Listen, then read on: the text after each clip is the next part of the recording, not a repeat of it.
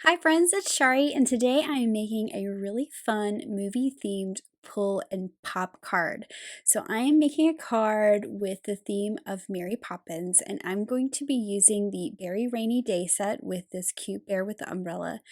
I did stamp out these little bears, but I did not end up using them, and I will explain why in the video. I have special delivery for the hat and the bag. I'm using some tiny pieces from the new Elephant Parade, which is that crown of flowers and a little bow. There's also a little bow in So Very Mice, but I'm using that little flower as well. And then I did stamp out these hats. That was for my little bears that I actually did not end up using. And I'll use Harold's ABCs to create my sentiment. So I've already stamped out my images. And then I'm taking a Copic multi-liner. So this is a Copic friendly pen. You could use any pen that doesn't smudge with a Copic pen. And I'm adding some details to my little bear to make it look a little more like Mary Poppins.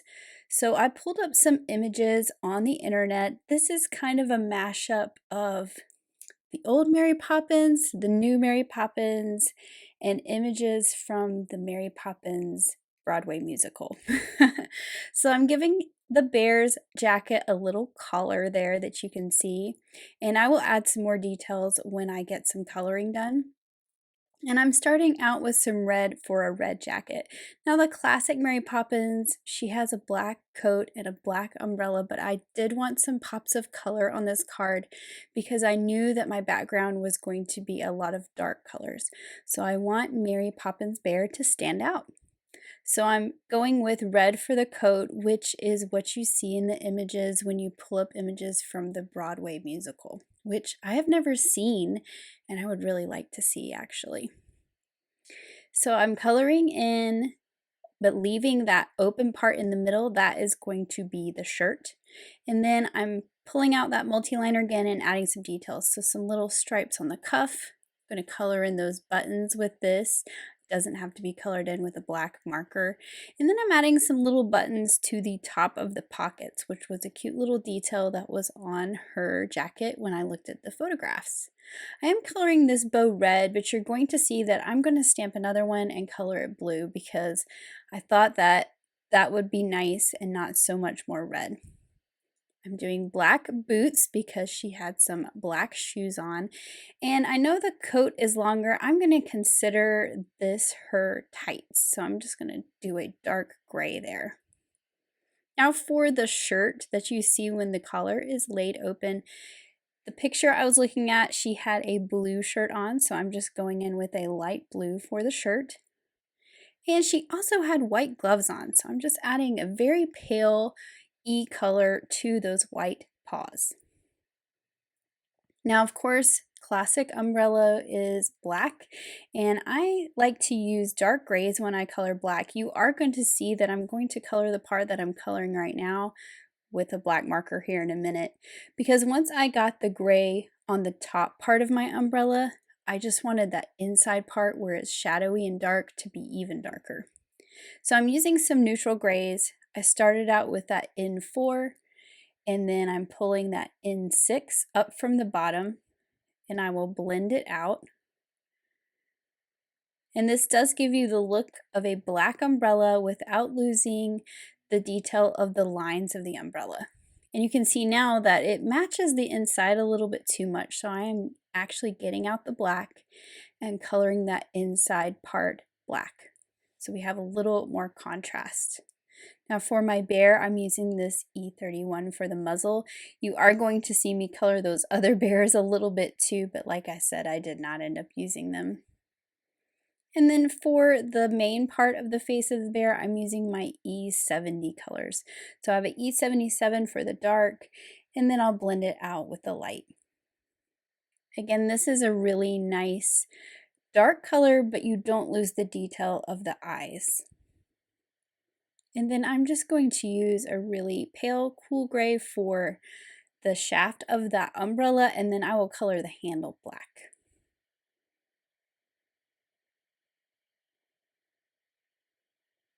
So there is my main Mary Poppins bear, but I'm going to use these little flowers, which is from the Elephant Parade set. And that little single flower from So Very Mice, that is going to decorate her hat and give us that classic Mary Poppins look. It will also cover up the band and the heart that's on this hat from Special Delivery. So all I really need to do is make a black hat with a black band. So I'm just going in with those same neutral grays that I used for the umbrella and coloring the hat. And I will give it a black band, and I just colored right across that little piece in the middle with the heart because that is going to get covered up with my flowers.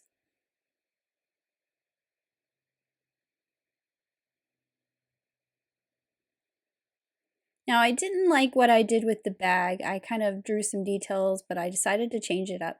So I'm stamping it again. I'm masking off the strap of the bag with a piece of Post-it note tape and only inking up the front part of the bag. So this just gives me a little bag. It looks like a little purse. Of course, Mary Poppins has that big carpet bag, but I don't really have a stamp like that. So this is going to be the stand-in for the bag that she carries. And then here is that second bow tie that I actually colored blue. That was from the Mary Poppins Returns images. I think she had a red coat and a blue bow tie, and it looked really nice. And it added a little bit more color than just another red element, since that jacket is a lot of red. And then for the bag, because I, of course, want some color, I'm coloring this with some BGs. And then I'll just take my Copic multi-liner and just close off that little part of the image that was left open where I had masked. And now it looks like a complete image. So here are all my images. I used the coordinating dies to cut them out. You can see that that bag has the strap, but I'll just trim that off when I get to assembling. Now to move on to making my night sky. And I'm going to be using 3 colors of Distress ink. This is Prize Ribbon, which is a blue. I have Villainous Potion, which is purple, and Wilted Violet, which is slightly lighter. This is just a piece of Distress watercolor cardstock, and I'm just putting water all over the top of it. And then I'm starting out with that Prize Ribbon, and you're going to see me put lots of layers of color to make my night sky. I'm kind of putting the blue on the right side, and I'll put the purple on the left. This is Villainous Potion. And I'm just picking up that color and dropping it onto that wet paper, and then they will mix together in the middle.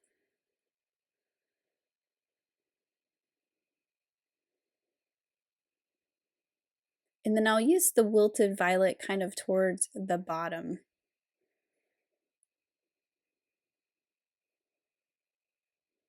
And I will do a couple layers of this. This is still kind of on the light side for me. So what I'm going to do is I'm going to take out my Ranger heat tool and dry it, and then I'll add another layer of ink right on top of it. So this is great for drying without scorching your paper. And once that water is dry, the next layer will just add even more color to this background. So you can really tell when it's dry when that curve of the paper starts to flatten out. And then I'm going to do the same thing I did before. Go back in and pick up that Prize Ribbon ink, kind of dab it around. I don't have all that water to move it around, so I'm just going to completely cover it with the wet ink so that I don't end up with any lines in between. And that Villainous Potion I had up there was pretty watered down, so I just added some more ink by smushing it onto my craft mat, and you can see I'm getting some darker purples.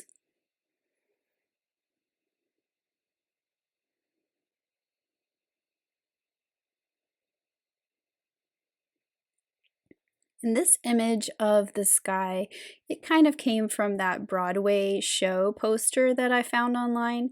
It had this lovely night sky with blues and purples and a silhouette of the city below. So again, I've gone all over with those colors. I'm going to pick it up so that dark color at the top kind of moves down as I dry it.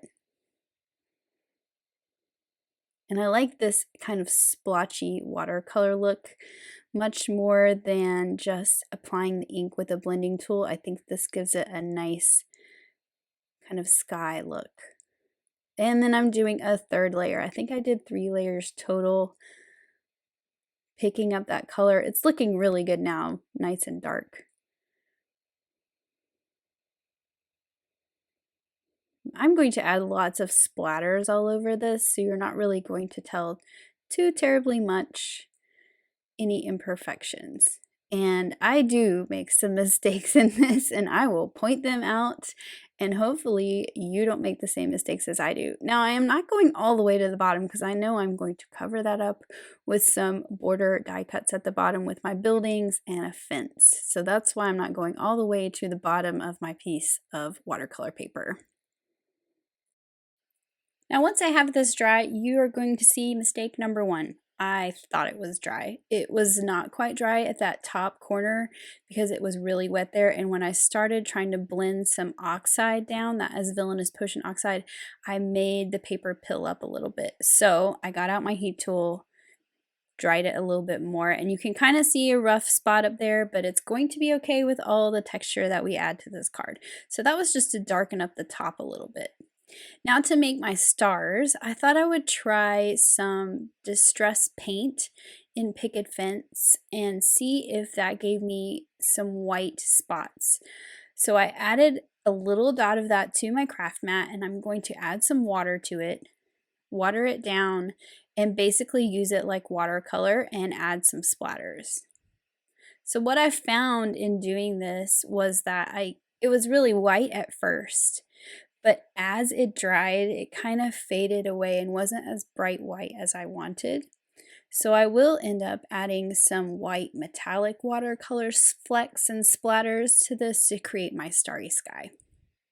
So you can see it looks pretty white right now, but as they start to dry, they started to fade a little bit. And I'm also using these flecks of paint to cover up that little boo-boo that was at the top. So here is that metallic white watercolor. And usually when I do splatters anyway, I do like to vary and put 2 different colors. I just think that adds more interest to a sky. So I'm grabbing my heat tool to dry that a little bit and make sure it looks the way I want it to.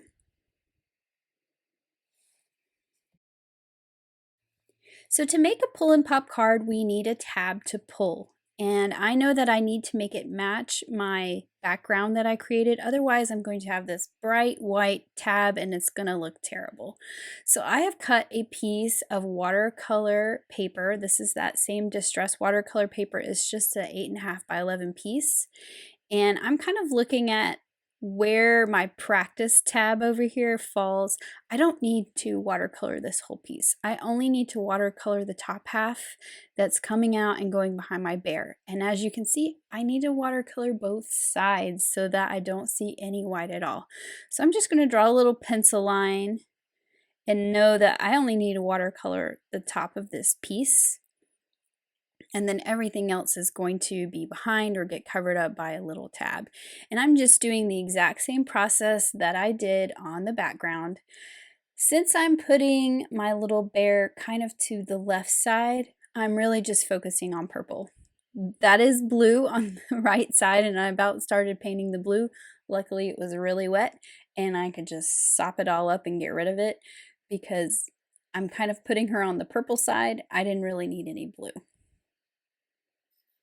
So again, I'm doing the same thing as I did before, just adding layers of that purple. And I'm not worrying with the stars on this one because it's going to be mostly hidden by the image. I did add a little bit of blue just to see what it looked like. That part's not even going to get cut out actually.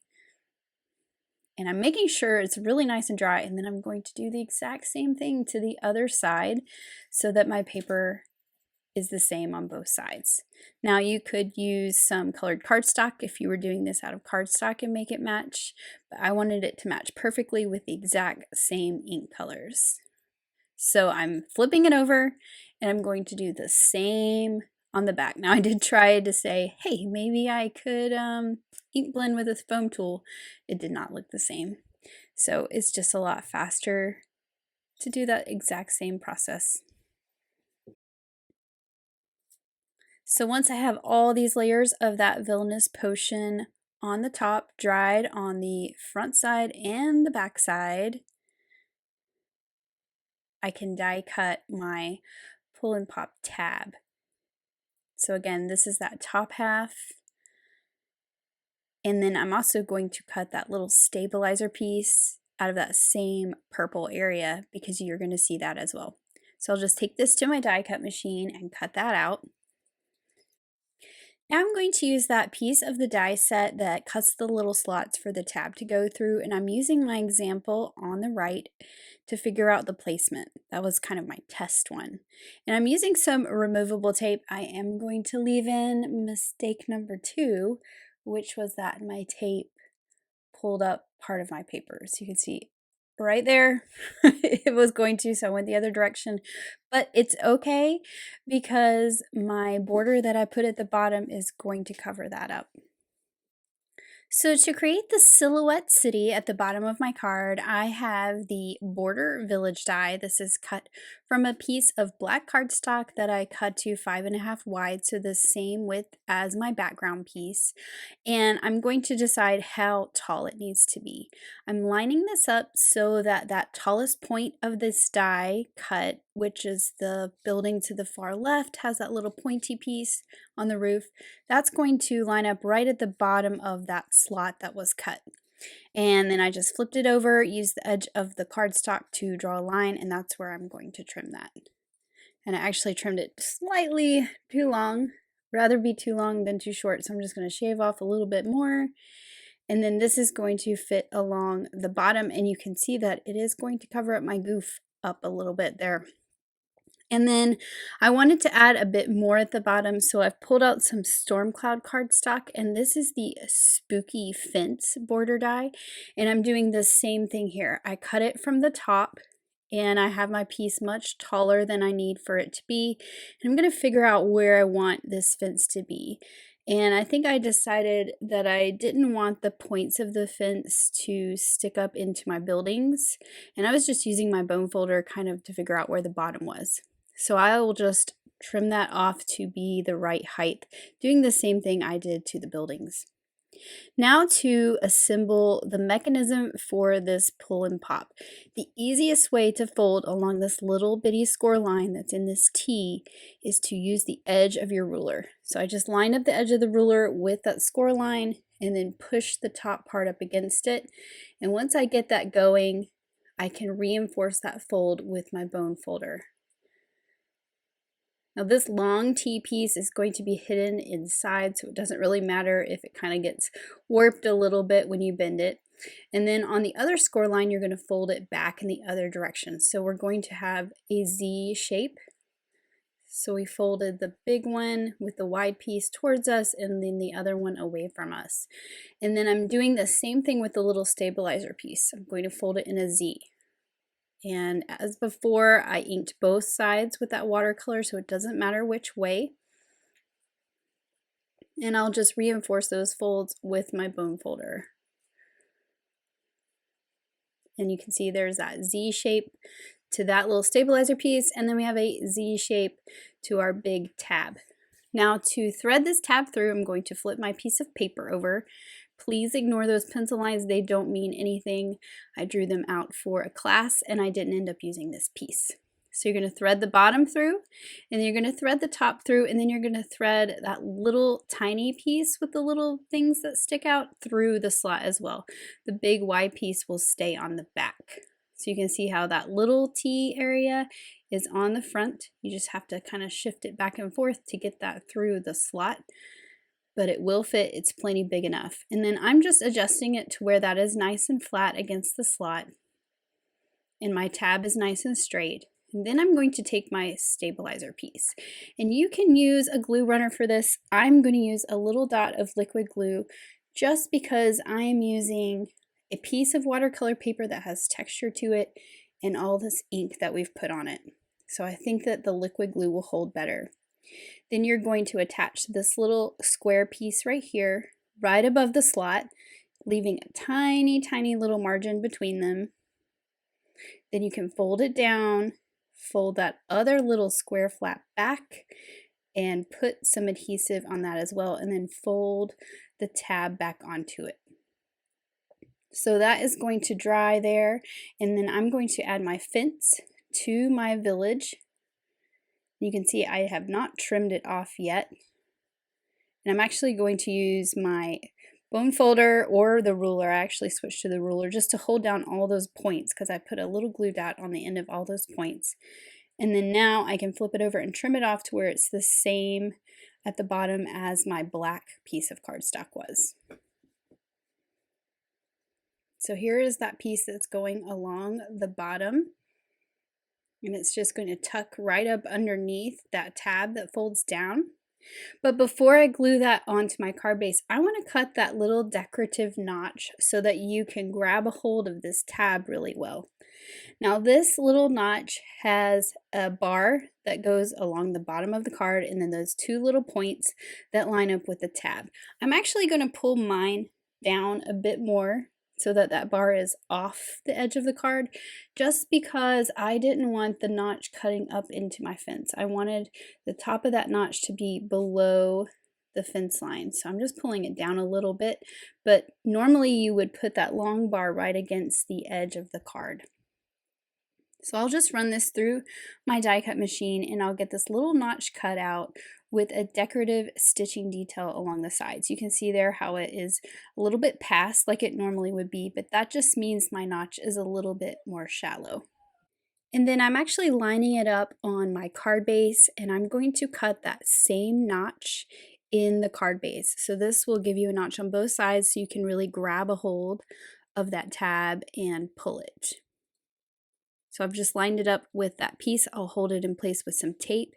And then since this is going to be glued to the card base, but it's going to be sandwiched between the card base and that border along the bottom, I'm just going to roughly hand cut a little notch out so that this piece of background paper is not in the way of the two notches I cut in the card base or that piece of paper across the front.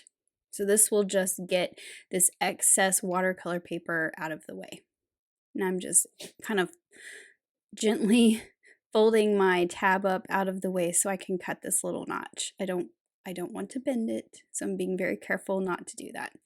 And then you can see there how that's going to keep that extra watercolor paper out of the way and open up the notch on both sides so you can grab a hold of that tab and pull it.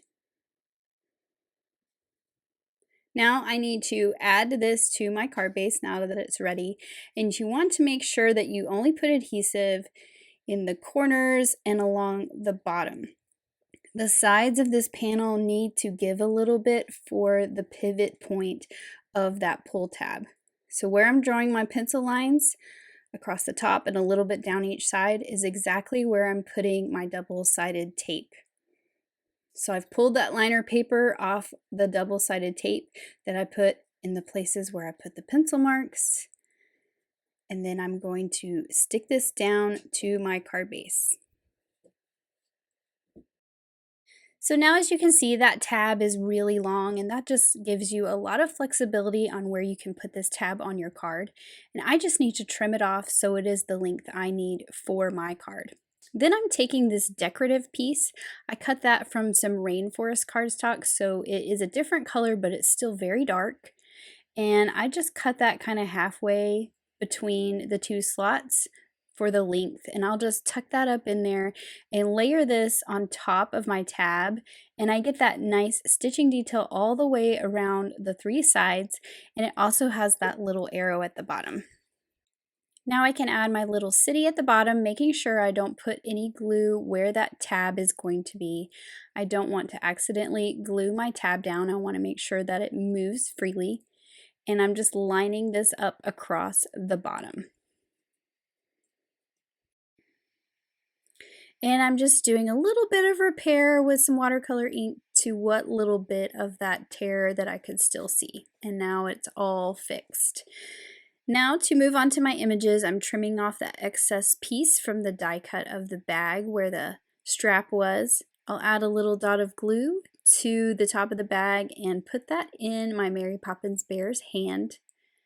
For the hat, I'm going to add the flowers that I colored and cut out. I have this cluster, and then I will add the single one to the other side, make it very much look like a Mary Poppins hat. And I am going to tuck it behind the umbrella so that it sort of looks like it is up in the umbrella. So I'll just add a little bit of glue to the bottom and pop that right onto her head. And I'm also going to add that single flower on the other side so that we have kind of that offset look. She does have flowers and cherries kind of all around her hat in the original Mary Poppins.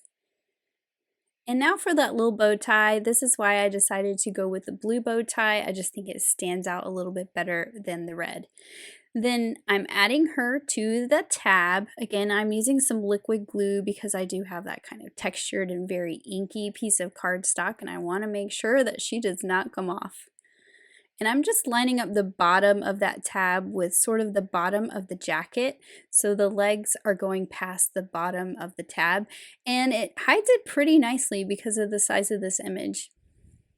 Now here's my little bears, my Jane and Michael, and what I decided was I liked how Mary Poppins really stood out against all that darkness, and so I decided not to add the other two little bears to my card. Now for the sentiment, I am using Harold's ABCs to spell out the words practically perfect.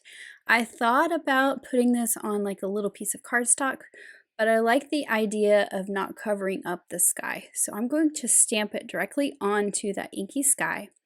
And what I have here is a piece of scrap paper that I already stamped it on to kind of get placement. I did this earlier when making a little practice layout, but I'm going to use this to place my letters. So I'm going to place that capital P in the word practically, and now I know that it is spaced far enough from the right side of the card that my whole word is going to fit. And I'm going to stamp each of these words individually. So then I'll just take my stamps and spell out the rest of the word practically. And of course, what I love the most about Lawn Fawn alphabets is that each letter is on a square or rectangular base, and all you have to do is line up the edges of each stamp with the one beside it, and you get a perfectly spaced and straight word. So I am stamping in some VersaFine Onyx Black ink. I think it shows up really well on this dark background, and this is just a practice stamp on a scrap piece to make sure it stamps right before I stamp it directly onto my background. So that looks good, and I'll just ink that up one more time.